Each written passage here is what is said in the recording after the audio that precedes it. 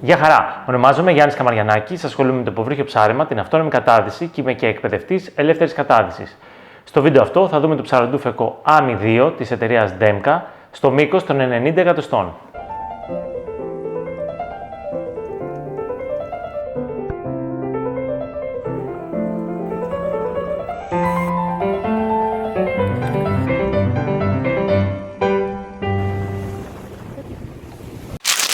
Στη συσκευασία του όπλου βλέπουμε το όπλο, το οποίο είναι ένα ψαροντούφεκο κλειστής κεφαλής με σωλήνα αλουμινίου και οδηγό σε όλο το μήκος, την κλασική λαβή της Demka και ανοξίδωτη βέργα ταϊτής με εγκοπές. Το ψαροντούφεκο αυτό, το AMI 2, πρόκειται για την επανέκδοση ενός θρυλικού, θα έλεγα, ψαροντούφεκου, το οποίο είχε σταματήσει να παράγεται τα τελευταία 10 περίπου χρόνια, το οποίο επανακυκλοφορεί και υπεύθυνη εταιρεία για αυτή την επανακυκλοφορία είναι η εταιρεία Μέανδρος και από την οποία μάλλον βλέπουμε στο ψαροντούφεκο τη βέργα, η οποία γράφει πάνω Μέανδρος, η συσκευασία σημείωνε πάνω Μέανδρος και βλέπουμε και κάποιες λεπτομέρειες όπως π.χ. η καμπάνα, η οποία είναι Μέανδρος. Κατά τα άλλα, το όπλο διαθέτει την κλασική κλειστή κεφαλή που διέθετε και την κλασική λαβή, η οποία είναι η λαβή βέλος, για όσους θυμούνται. Το ψαροντούφεκο AMI 2 είναι ένα κλασικό, θρυλικό θα έλεγα ψαροντούφεκο, το οποίο κυκλοφόρησε στα μέσα της δεκαετίας του 90. Πρόκειται λοιπόν για μια επανέκδοση, στην οποία ο κατασκευαστής είχε την συνέπεια, ας το πούμε, και την διατήρηση κάποιων από τα βασικά χαρακτηριστικά του όπλου, ωστόσο σε κάποια σημεία υπήρξε μια βελτίωση η οποία δεν αλλίωσε όμως την αρχική σχεδίαση και υλοποίηση του όπλου και το οποίο να πούμε ότι ήταν ένα από τα βασικά όπλα στην αγορά της Ελλάδας και στο εξωτερικό βέβαια κυκλοφόρησε το όπλο. Η κεφαλή του όπλου πρόκειται για μια απλή κεφαλή, η οποία δέχεται ένα ζευγάρι βιδωτά λάστιχα. Έχει εδώ πέρα μια τρυπούλα, στην οποία μπορούμε να περάσουμε ένα δεύτερο λάστιχο περαστό. Έχει ένα άγκιστρο, αν θέλουμε να αγκιστρώσουμε ένα πέμπτο πέρασμα της μπετονιάς.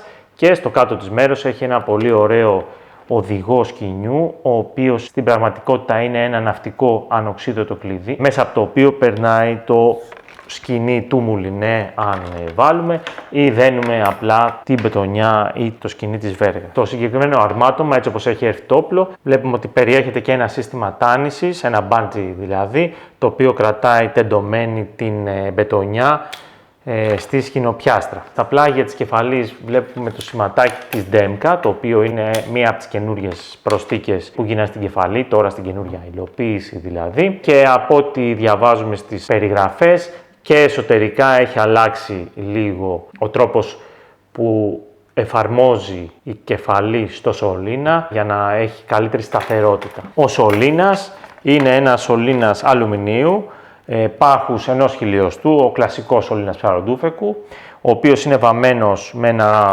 ωραίο μεταλλικό χρώμα μπλε παραλλαγής, ας πούμε, πάνω στον οποίο βλέπουμε κολλημένο έναν πλαστικό οδηγό βέργας, ο οποίος αντικαθιστά τους παλιούς οδηγούς που είχε η εταιρεία για καλύτερη σταθερότητα και για να συμβαδίσει λίγο, ας το πούμε, με την τάση της εποχής που θέλει τα όπλα να έχουν οδηγό σε όλο το μήκος. Στο κάτω μέρος της σωλήνας συναντάμε αυτήν εδώ την πλαστική προσθήκη, η οποία και αυτή είναι καινούρια σχεδίασης και η οποία μας δίνει εδώ πέρα δύο αυτάκια, τα οποία παίζουν το ρόλο του εκτροπέα για να κρατάνε την μπετονιά. Ωστόσο να πούμε ότι το σημείο που είναι σκηνοπιάστρα δεν βάζει την μπετονιά στην ευθεία με τη βέργα, αλλά αυτό θα εξυπηρετήσει μόνο την μπετονιά που είναι ασφαλισμένη πάνω η βέργα. Και βλέπουμε στο σημείο που ο σωλήνας θα κουμπάει με τη λαβή και από την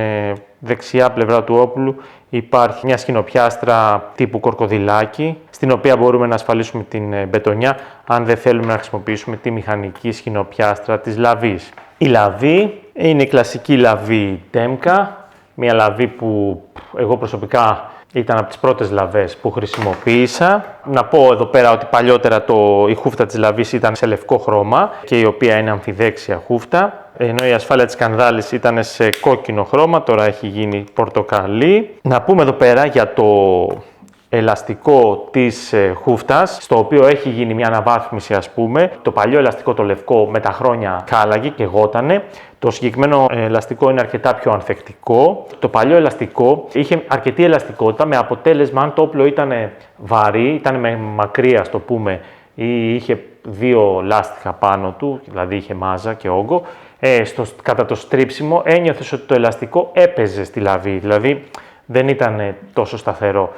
Το συγκεκριμένο μείγμα, ας το πούμε, ελαστικού που είχε χρησιμοποιήσει ο κατασκευαστής δεν έχει αυτό το πρόβλημα. Κάθεται ωραία δηλαδή στη λαβή και δεν έχει τέτοιο πρόβλημα. Άλλη βελτίωση που έχει γίνει έχει να κάνει με την κασέτα της σκανδάλης, στην οποία η βελτίωση αφορά την αντοχή της, πράγμα το οποίο, να πω την αλήθεια, δεν είχε κάποιο σοβαρό πρόβλημα, δεν είχε κάποιο πρόβλημα σε θέμα αντοχής, ωστόσο έχει γίνει μια βελτίωση στο θέμα της αντοχής και έχουν αλλάχτεί κάποια εσωτερικά μέρη, με αποτέλεσμα η κασέτα να είναι πιο ελαφριά. Οπότε στο σύνολο η νέα βελτιωμένη έκδοση του όπλου έχει κασέτα σκανδάλης με μεγαλύτερη αντοχή και λιγότερο βάρος. Αυτό θεωρώ ότι είναι θετικό. Να πούμε ότι η συγκεκριμένη κασέτα έχει μία δυνατότητα να ελέγξουμε τη διαδρομή της σκανδάλης. Με αυτό εδώ πέρα το πορτοκαλί άγκιστρο, το οποίο ενσωματώνεται μέσα στην σκανδάλη και το οποίο έχει 3 διαφορετικές θέσεις, μπορούμε να ελέγξουμε τη διαδρομή της σκανδάλης, δηλαδή πόσο γρήγορα θα πατηθεί, έτσι ώστε αν το βάλουμε κοντά στη λαβή, η σκανδάλη να πατιέται πολύ πιο γρήγορα, ενώ αν το βάλουμε κοντά στον υποφυλακτήρα, δηλαδή από εδώ μεριά, η σκανδάλη να έχει μεγαλύτερη διαδρομή. Αυτή η εσωτερική σκανδάλη, ας πούμε, η σκανδάλη μέσα στη σκανδάλη, με τον δείκτη του χεριού μας μπορούμε εμείς εύκολα να την κουνήσουμε. Εντάξει, όχι πολύ εύκολα, αλλά τέλος πάντων είναι κάτι το οποίο κουνιέται. Ωραία δυνατότητα. Εγώ θυμάμαι πάντα ότι την σκανδάλη την είχα στην πιο μικρή διαδρομή, οπότε να πατιέται γρήγορα. Να πούμε ακόμα για την ασφάλεια της λαβής, η οποία ασφάλεια μπαίνει πάρα πολύ εύκολα και βγαίνει με τον αντίχειρα του δεξιόχειρα ή με τον δείκτη του δεξιόχειρα. Και να πούμε ότι το καλό με αυτή την ασφάλεια είναι ότι όταν είναι ασφαλισμένο το όπλο μας ακουμπάει τον αντίχειρα σε τέτοιο σημείο που μπορούμε να θυμηθούμε, μάλλον να μας θυμίσει ότι το όπλο είναι ασφαλισμένο. Και πολύ εύκολα μπορούμε με μια κίνηση και ακουστικά, να ακούσουμε δηλαδή το κλακ, αλλά και βγάζοντας το μοχλό από τη μέση, μπορούμε να καταλάβουμε ότι βγάλαμε την ασφάλεια. Καλά σχεδιασμένη ασφάλεια, γιατί ακριβώς μπορούμε να ξέρουμε αν την έχουμε βάλει ή όχι. Το όπλο διαθέτει και τακούνι, ελαστικό τακούνι όπλησης, το οποίο, εντάξει, ήταν μια προσθήκη που έγινε στα τελευταία χρόνια της λαβής, δεν ήταν πάντα το τακούνι όπλησης. Εγώ προσωπικά στο 90 δεν πιστεύω ότι χρειάζεται να έχουμε τακούνι όπλησης. Η εγκοπή, ας πούμε, είναι σχετικά μακριά από το τέλος της λαβής, με αποτέλεσμα να μην χρειάζεται να έχουμε αυτό το παραπάνω μήκος που δίνει το τακουνάκι όπλησης, το οποίο ωστόσο είναι τόσο μικρούλι που δεν μας ενοχλεί στο πιάσιμο ούτε στην σκόπευση.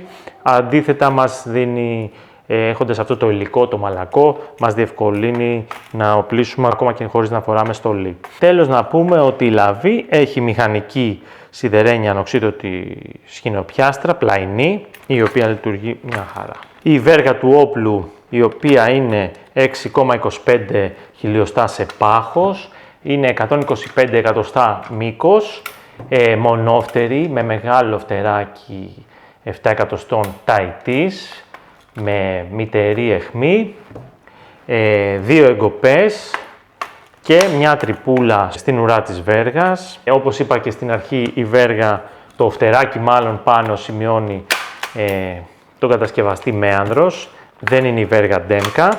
Να πούμε ότι το μήκος όπλησης είναι γύρω στα 87 εκατοστά για αυτό το μοντέλο και αυτό είναι αναμενόμενο γιατί δεν έχει ανάπλωτο μηχανισμό, είναι ο κλασικός συμβατικός μηχανισμός σκανδάλης.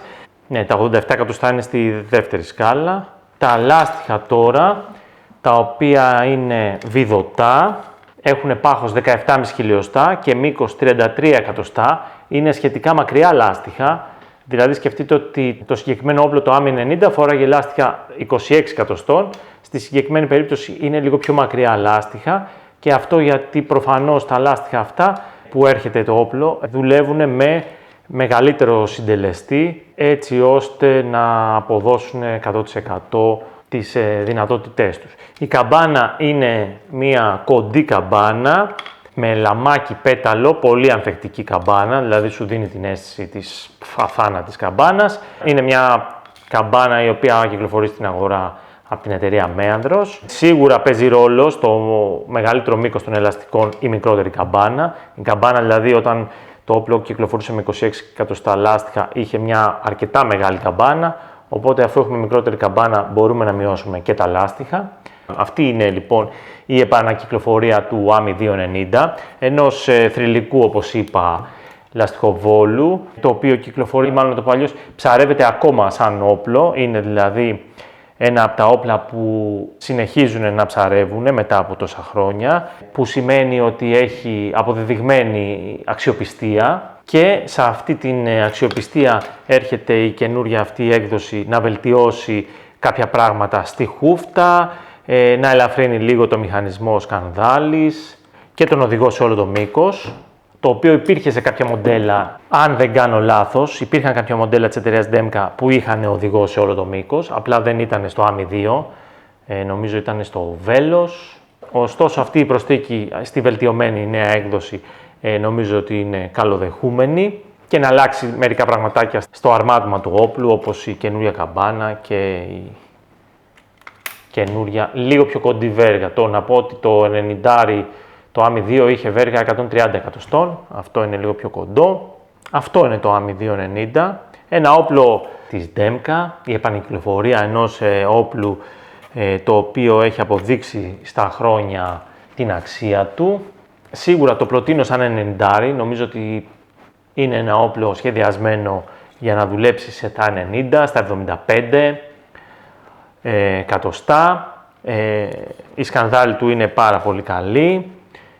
Τα υλικά του είναι πάρα πολύ καλά, αξιόπιστο όπλο, κλασική σχεδίασης, δηλαδή κλειστή κεφαλή, βιδωτά λάστιχα. Το συγκεκριμένο διαθέτει πολύ ωραία καμπάνα. Σίγουρα είναι ένα όπλο για να ψαρέψεις στην τρύπα. Σαν 90 μπορείς να κάνεις κάποια καρτέρια σε μικρά βάθη και μεσαία. Χαίρομαι να πω την αλήθεια με την επανακυκλοφορία του όπλου αυτού, γιατί πράγματι ήταν ένα όπλο που όταν σταμάτησε να παράγεται, δυσαρέστησε, ας το πούμε, την αγορά. Δηλαδή όλοι αναρωτιόντουσαν γιατί να σταματήσει ένα τέτοιο όπλο, ένα τέτοιο επιτυχημένο όπλο.